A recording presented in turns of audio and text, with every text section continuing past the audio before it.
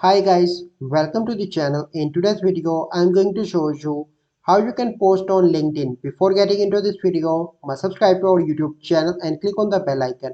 So the first simple step you simply need to do is to open LinkedIn application.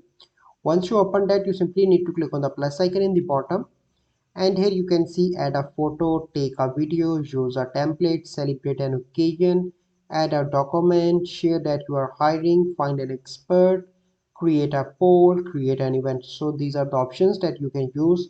For this tutorial, I'm going to click on add a photo and I'm going to select this photo for an example. Click on add on the top right, and here you can see you can add, you can zoom, rotate, you can change aspect ratio like this. Okay, and then you need to click on done, and here you can resize, you can add link as well. If you want to add in that, you can see an option, you can add all text from here. Okay, click on three dots, you can tag someone, and if you want you can add sticker as well. Then you need to click on next, and here you can see a post option on the top right. Click on that.